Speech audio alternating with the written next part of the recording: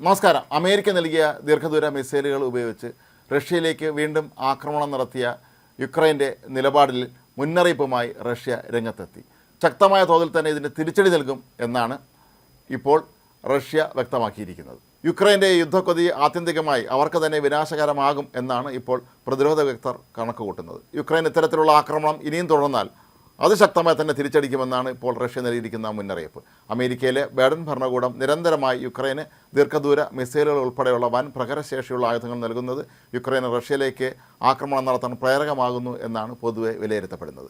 അടുത്ത വർഷം ജനുവരിയിൽ ഡൊണാൾഡ് ട്രംപ് അമേരിക്കൻ പ്രസിഡന്റായി ചുമതലയേൽക്കുന്നതിന് മുമ്പ് റഷ്യ യുക്രൈൻ യുദ്ധം പരമാവധി വഷളാക്കാനുള്ള ശ്രമമാണോ ബൈഡൻ ഭരണകൂടം നടത്തുന്നത് എന്നും ഈ സന്ദർഭത്തിൽ സംശയം ഉയരുകയാണ്.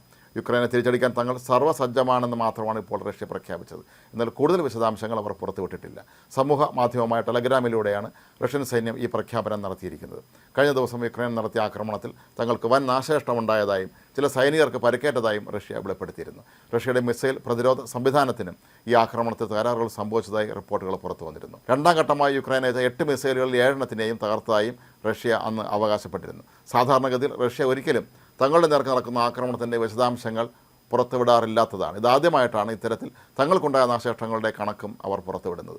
റഷ്യ പുറത്തുവിട്ട തകർന്നു വീണ മിസൈലുകളുടെ ദൃശ്യങ്ങളിൽ അവിടെ പുറത്ത് ഇംഗ്ലീഷിൽ വിശദാംശങ്ങൾ എഴുതി വച്ചിരിക്കുന്നതായി കാണാം. അതുകൊണ്ട് തന്നെ ഈ മിസൈലുകൾ അമേരിക്ക നൽകിയതാണെന്ന് ഉറപ്പാക്കിയിരിക്കുകയാണ്. ഒരാഴ്ച മുമ്പാണ് അമേരിക്ക യുക്രൈന് നൽകിയ മിസൈലുകൾ ഉപയോഗിക്കാൻ അനുമതി നൽകിയത്. മാസങ്ങളായി യുക്രൈൻ ഇതിന് അനുമതി നൽകണമെന്ന് അമേരിക്കയോട് ആവശ്യപ്പെടുകയുമായിരുന്നു. ഇരു രാജ്യങ്ങളും തമ്മിലുള്ള യുദ്ധം 1000 ദിവസം പിന്നിടുമ്പോഴാണ് യുക്രൈൻ ഇത്തരത്തിലുള്ള ആക്രമണം നടത്തിയത്. തുടർന്ന് റഷ്യ അവരുടെ ആണവായുധ നയത്തിൽ മാറ്റം വരുത്താൻ തീരുമാനിക്കുകയായിരുന്നു.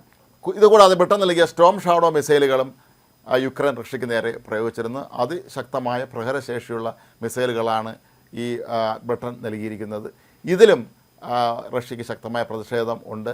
നാറ്റോ സഖ്യകക്ഷികൾ തങ്ങളെ ഒറ്റപ്പെടുത്താനും ആക്രമിക്കാനുമൊക്കെ ശ്രമിക്കുന്നു എന്ന റഷ്യയുടെ നിരന്തരമായ ആരോപണങ്ങളെ ശരിവയ്ക്കുന്ന തരത്തിലാണ് ഇത്തരത്തിലുള്ള മിസൈൽ ആക്രമണങ്ങൾ റഷ്യയ്ക്ക് നേർക്ക് ഉണ്ടാകുന്നത്. മാത്രമല്ല റഷ്യ യുക്രൈനിലേക്ക് അയച്ച ചില മിസൈലുകൾ യുക്രൈൻ്റെ പ്രതിരോധ സംവിധാനം തകർക്കുകയും ചെയ്തിരുന്നു. ഇതും പുടിനെ ഏറെ പ്രകോപിപ്പിച്ചിട്ടുണ്ട് എന്നാണ് ഇപ്പോൾ പുറത്തുവരുന്ന റിപ്പോർട്ടുകൾ സൂചിപ്പിക്കുന്നത്.